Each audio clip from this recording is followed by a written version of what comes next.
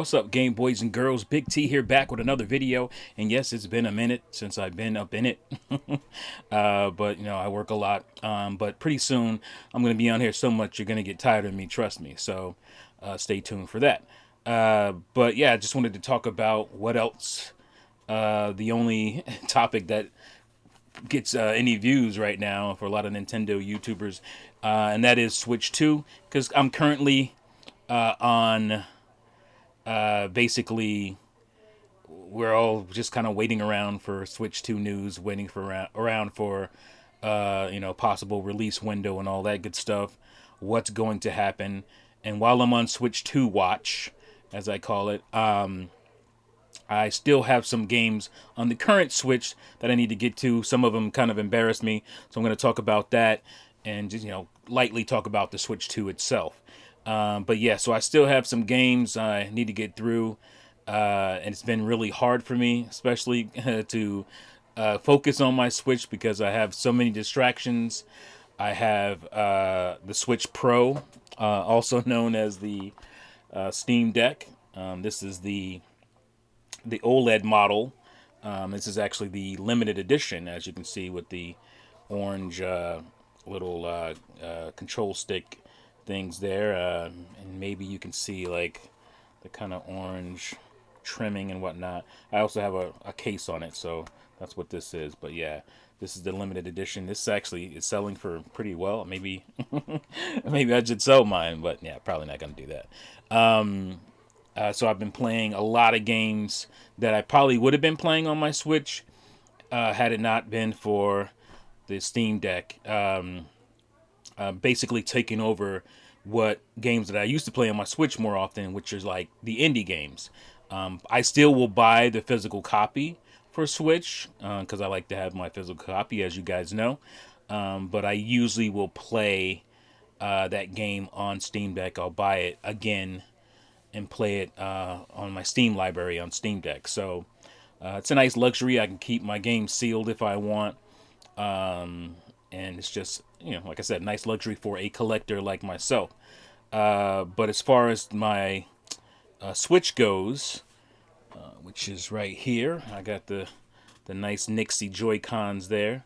And I think this is kind of a preview for what we're going to get as far as Joy-Cons on the Switch. I think I've probably said that before. But yeah, this is I think where they're going to be going with the Switch 2 as far as the ergonomics, or is it ergonomics of the controller itself. I think it's going to be basically, they're gonna rework it. I don't think it's going to be the kind of flat Joy-Cons. I don't think there was be as much emphasis on like being able to hand off one of your Joy-Cons and that kind of thing. People did do that more in the beginning of the Switch, but later on, people had multiple controllers, and it just wasn't the most comfortable. It never was the most comfortable to have one single Joy-Con to play a full-fledged game with. And I think Nintendo will de-emphasize that. I'm sure it'll still be there, but I think they'll de-emphasize it as far as like, face-to-face kind of multiplayer stuff. I think they're going to give us, like I said, more traditional looking and feeling controller here. This feels like a real controller. And the cool thing about this is that if they do go this route, let's see if I can, yeah, there it is right there. Hold on a second. The best thing about it, if they do go this route, you won't need to have a Pro controller. You can just have one of these that you can put. You can take your two more serious Joy-Cons and do this right here. And as you can see, that looks pretty cool. And this is a Pro controller. This feels like a controller, and Nintendo won't have to put resources into. I mean, they probably still will, but you'll be satisfied with just having what's in the box. Unlike what happened with the Switch, right? Where you felt like a lot of people felt like they had to get a Joy-Con, or excuse me, a Pro controller. And me myself included, I played a lot with my Joy-Con, especially early on. and that's probably why I had issues with my Joy Cons because I actually used them. But I think this is a smart way to go, to where the consumer doesn't feel like they're missing out on something if they don't have it. This feels like a pro controller, right? So that's why I think they're definitely gonna go with this kind of style. I'd be surprised, I wouldn't be shocked, but I'd be surprised if they continued on with the kind of small Joy Cons and didn't go with something more like this, because that will alleviate some issues. All right, so what am I still needed to work on or play for my Switch? Now, technically, I don't really need to play this on Switch. Here's one of those indie games that I have for Switch, but I'm actually playing on a different setup. I'm playing this on my Xbox because that's where I first got it. It came to Xbox day and date. It was a Xbox exclusive, series exclusive, and that is Tunic. I don't know if I said the name or not, but yeah, Tunic, which is a very highly Zelda-inspired game. Very cool. But yeah, I started this on, like I said, my Xbox because it came on Game Pass, and so I need to finish this. I'm pretty far in it, and that's why I'll be playing it. I'll finish it on my, like I said, Xbox because I'm already furthest on that, and I can keep that sealed. Right, that's cool. I just really wanted a cart for it, and they came through with that. This will probably surprise you a bit. That is Splatoon 2. I still haven't finished the single player on this. I need to. And I haven't even I haven't even bought Splatoon 3. Maybe I will. I don't know. I'm a little Splatooned out. And that's why I didn't get Splatoon 3. But I'm sure I will because I want to play some of the single player aspects. I haven't played the expansion for this yet. I don't know if it's on here. Is it the Octo expansion or something like that? Haven't played that yet. So definitely want to play that. Here's one of those indie games. Clive and Wrench again. This was supposed to come out on Wii U. I mean, that's how far back this game goes. They were working on this game forever, and I think it was only like one or two people. So I understood, and I was waiting patiently. And I'm just happy to have a cart for it. Clive and Wrench. It's one of those buddy platformers, 3D platforming games, inspired by something like Banjo Kazooie. And yeah, it's pretty cool. I'm also playing this on the Switch Pro, aka the Steam Deck. So, but this, I wanted to have a cart for this, so because I've been waiting quite some time to play that on, or have it at least for my Nintendo console. Another game I'm working on, still needing to finish, is Monster Hunter Rise. Fantastic game. I also ended up buying this for Steam Deck, but I'm sticking to this version of it because I got too far in it, so I'm not going to start over until years later. But it was a really cheap Steam Deck, so I picked it up, and I kind of wanted to see what it looked like, the better visuals on the Switch Pro. So yeah, Monster Hunter Rise, I got to work on that, finish that still. Next up, I've pretty much gotten nowhere in this game, so this is going to be a full game playthrough. I still need to do mostly. Played a couple of hours of it. I just haven't, I've been distracted, man. I got too many things to play, too many things to do. That Xenoblade Chronicles 3, I feel like I'm going to like this the best out of the numbered Xenoblade games. Maybe, I don't know, it's going to be hard to beat Xenoblade Chronicles 1 for the numbered ones. My favorite overall is Xenoblade Chronicles X, and I'm not sure if this will beat that for me, but I think it'll be better than 2. I already like it more, the setup and stuff, so yeah, Xenoblade Chronicles 3. I bought this game day one, and that is Sonic Superstars, and I probably should have waited because could have saved $30. But I wanted to represent and look out for the devs for making a Sonic game that I care about, that I thought was cool. Another side-scrolling Sonic game inspired by what is the game? What's the Sonic game that everybody loves that came out during the 360 era? It was kind of like a rehash or imagining and levels from old games and whatnot. I can't think of the name of it right now. Maybe I'll put it on screen. But yeah, I wanted to support that.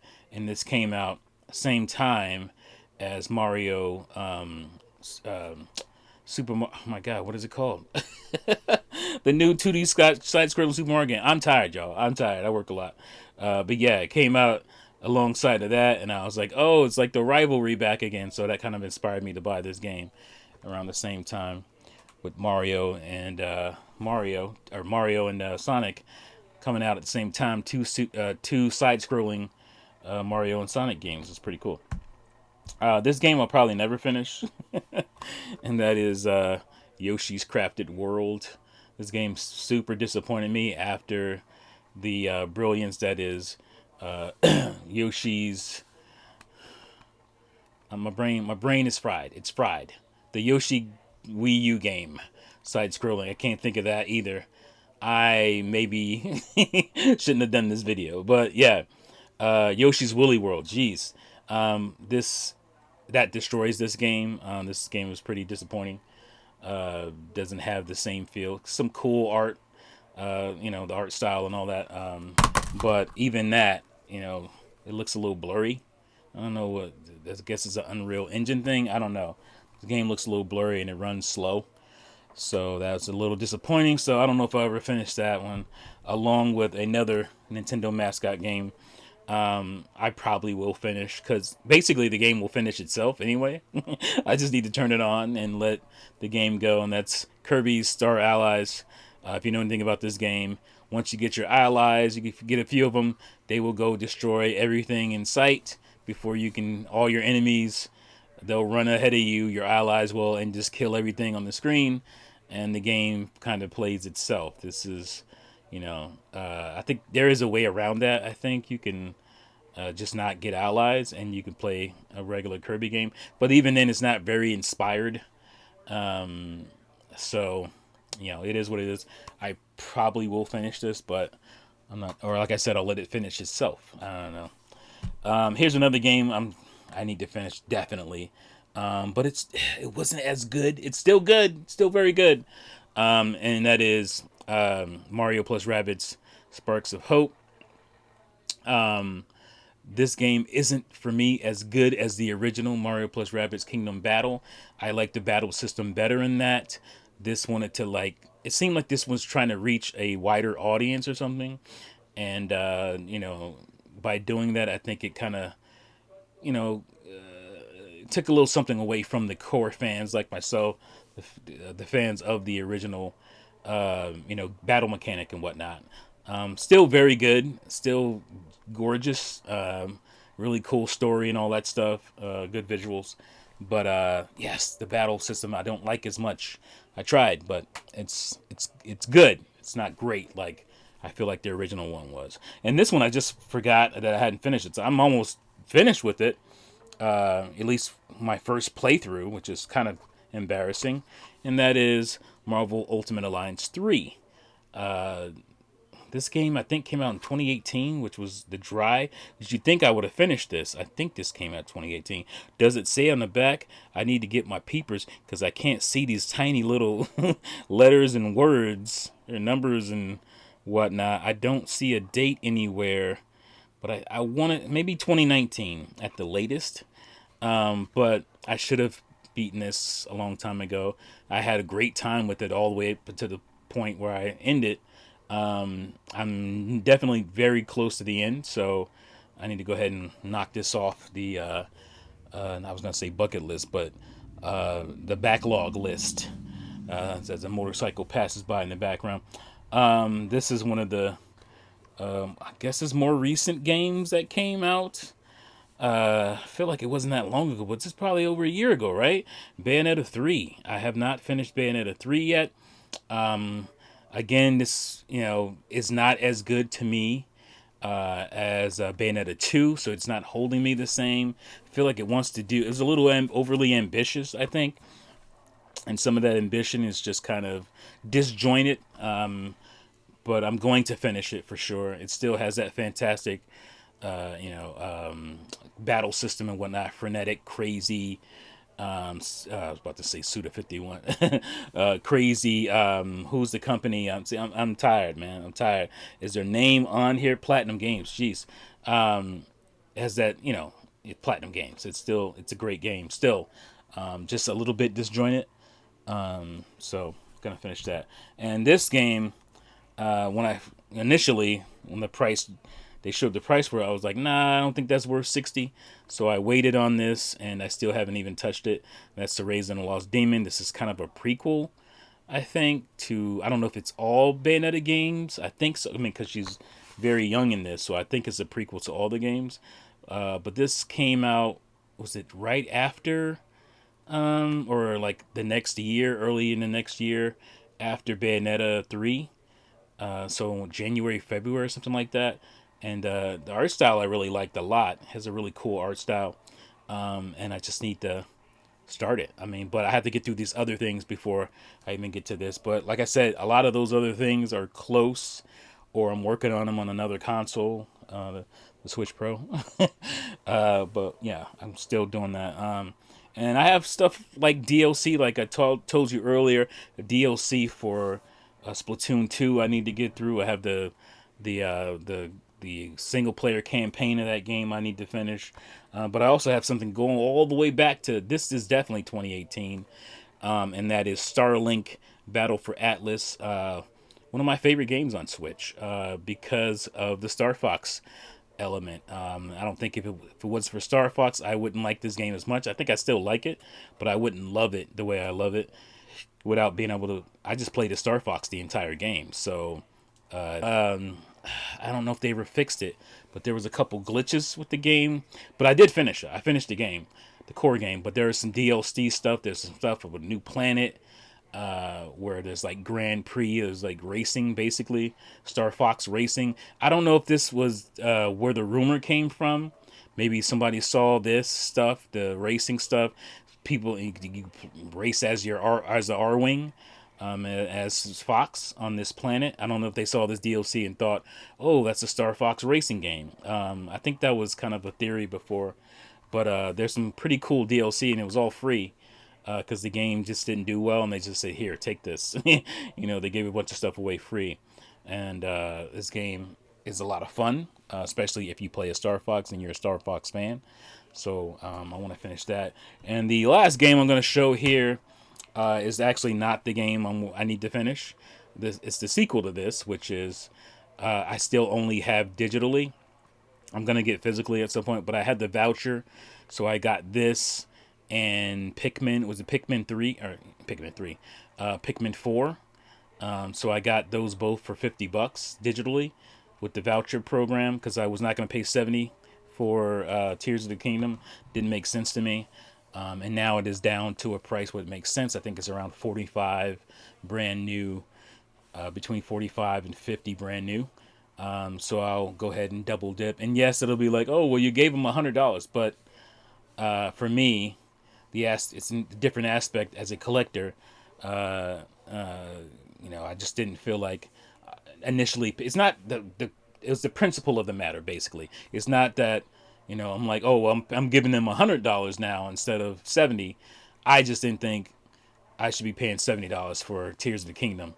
And I've gone over that. I don't really want to get into it too much, but yeah. So yeah, I'm pretty sure I have some other stuff. Like I said, there's indie games that I need to work on and need to finish. But I'm gonna be mostly playing them on my Steam Deck, like I said, because I tend to do that. I'll buy those indie games when they're physical. I'll buy them on Switch and I'll play them on my Steam Deck. Or a lot of the stuff I get with Humble Bundle. So I'm not even paying for it. Like I'm paying for it because it's a subscription service, but I'm getting a lot for that subscription service, and it allows me to that game I have on Switch physically already, or that game I don't have but I want to get, so I can go buy that game and feel okay about it because I can play it physically or digitally on my Steam Deck, and then have the physical to put on the shelf looking real nice. And I got a ton of Switch games. I think I'm nearing 200 physical, and I don't even want to count the digital. There's at least another 50 digital, if not more. So, yeah, Switch definitely is the console I've spent, or yeah, I probably spent the most on. N64, even though I didn't have as many games, spent a ton of money on that because I bought multiple systems. But then again, I bought multiple Switches as well. I think Switch is the console that I spent the most on. That's pretty much it for this video. Hope you guys enjoyed it. You got any games you need to finish on Switch or something before Switch 2 comes out? We're sitting here waiting. You know, we're on Switch 2 watch. So. Waiting for Switch 2, but there's a lot of stuff I still need to finish before that thing comes out, so I'm not in a hurry. But within the next year, you know, maybe less, we'll see. But yeah, that's my video. Thanks again for watching and listening, and I'll see you fools next time. Peace out.